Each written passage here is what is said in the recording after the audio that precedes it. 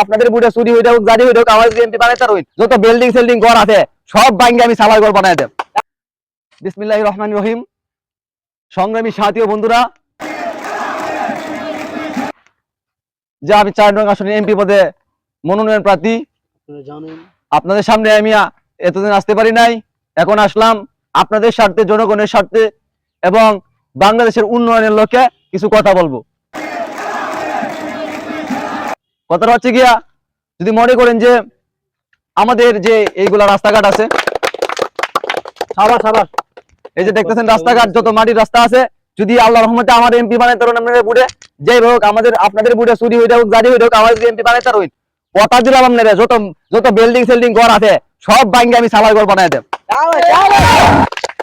আর যত এই যে এই রাস্তাঘাট যা দেখতেছেন সব এই পিচ যা আছে সব ভাঙ্গা মাটির রাস্তা করে দেব।